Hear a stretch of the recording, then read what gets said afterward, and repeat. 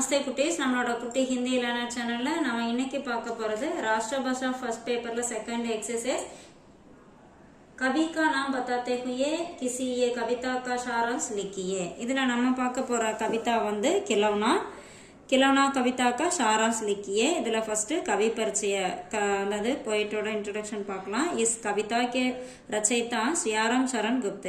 இதோட कवि வந்து सियाराम शरण गुप्त। आपका जन्म इस सन 1895 में चिरगा में हुआ। அவங்க வந்து 1895ல चिरगाவில் பிறந்திருக்காங்க। आप राष्ट्र कवि मैथिली शरण गुप्त के अनुज है। இவங்க வந்து தேசிய கவிஞர் மைதிலி சரண் குப்த ஜியோட தம்பி, அனுஜ் அப்படின்னா தம்பி। आप राष्ट्रीयता के पुजारी है। இவங்க வந்து தேசப்பற்று உடையவங்க। मौर्य विजय दूरबादल आद्री पाते आदि आपके कविता संग्रह है। இதெல்லாம் இவங்களோட கவிதை தொகுப்பு சாராம்சம்। இப்போ இந்த கவிதையோட சாராம்சம் என்னன்னு பார்க்கலாம்। இஸ் கவிதா மே பால் மனோவிஞ்ஞான் கா சுந்தர் பரிச்சை है। இந்த கவிதையில வந்து குழந்தைகளோட சைக்காலஜி பத்தி சொல்லியிருக்காங்க। बच्चों को सोना या मिट्टी दोनों बराबर है। அதாவது குழந்தைகளுக்கு அது தங்கமா இருந்தாலும் சரி மண்ணா இருந்தாலும் சரி எல்லாமே ஒண்ணுதான்। பராபர் அப்படின்னா ஈக்குவல், அதாவது இந்த மண்ணு கோல்டு ரெண்டுமே அவங்களுக்கு வந்து ஒண்ணுதான்। பால் மனோவிஞ்ஞான் அவர் ஹட், அதாவது குழந்தைகளோட சைக்காலஜி, அந்த குழந்தைகளோட அடம் பண்றாங்க இல்லையா, அதையும் இங்க சொல்லியிருக்காங்க। கவிதா பால் மனோவிஞ்ஞான் கா பரிச்சய கத்திகை। இந்த கவிதை வந்து குழந்தைகளோட சைக்காலஜியை சொல்றாங்க, அதை பத்தி இங்க சித்தரிச்சிருக்காங்க।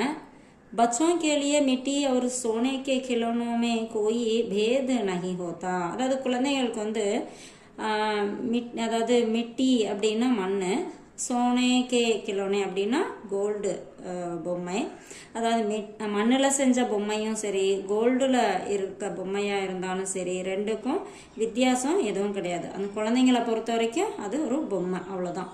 ராஜ்குமார் அவர் மிட்டி கா கிலோனா, ராஜ்குமாரா அந்த ஒரு ராஜாவோட குழந்தை, அந்த குழந்தையும் அந்த மண் பொம்மையும் இங்க சொல்லியிருக்காங்க। கவிதா மே ராஜ்குமார் பத்து பர் கேலே ஜா ரகே மிட்டி கே கிலோனே கே லியே ஹட் கர்த்தா ஹை। அந்த குழந்தை என்ன பண்ணுது, பாதையில வழியில போற வழியில ஒரு மண் பொம்மையில விளையாண்டுட்டு இருக்கு, அந்த பொம்மைக்காக அது வந்து பிடிவாதம் பிடிக்குது।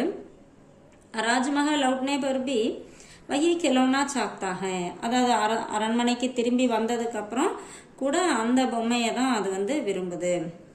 தாஸ் தாசியா கி சம்ஜாயிஸ், அதாவது அவங்க வேலைக்காரங்க இருக்காங்க இல்லையா, அவங்கள வந்து புரிய வைக்கிறாங்க।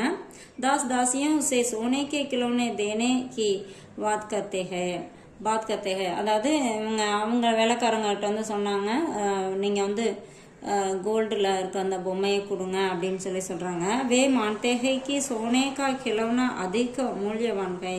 அவங்க வந்து அவங்களுக்கு என்ன தோணுது அப்படின்னா கோல்டில் இருக்க அந்த பொம்மை தான் விலை மதிக்க முடியாது அப்படின்னு அவங்களோட எண்ணம்।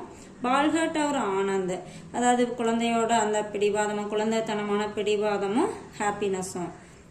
पर राजकुमार कहता है कि उसे वही मिट्टी का खिलौना चाहिए। ஆனா அந்த குழந்தை என்ன சொல்லுது, அந்த ராஜகுமார் வந்து என்ன சொல்றான்னா எனக்கு வந்து அந்த மண்ணாலான பொம்மை தான் வேணும் அப்படின்னு। क्योंकि वही खेलते समय सबसे अधिक आनंद देता है। ஏன்னா அந்த பொம்மையில விளையாடும் போது எனக்கு ரொம்ப ஹாப்பினஸ் கிடைக்குது।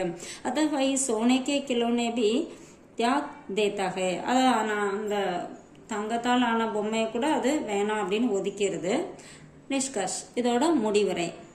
कविता बच्चों की बालहट और उनके स्वभाव की सरलता को उजागर करती है। அதாவது இந்த கவிதை வந்து குழந்தையோட அந்த யதார்த்தமான அந்த பிடிவாதம், அவங்களோட குணம் இதெல்லாமே வெளிப்படுத்துது, இந்த கவிதை மூலமா வெளிப்படுத்துறாங்க।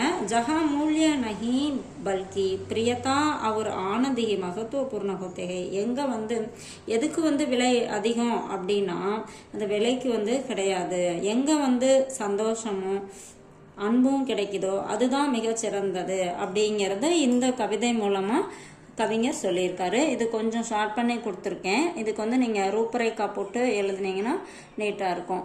ட்ரை பண்ணுங்க। தேங்க்யூ।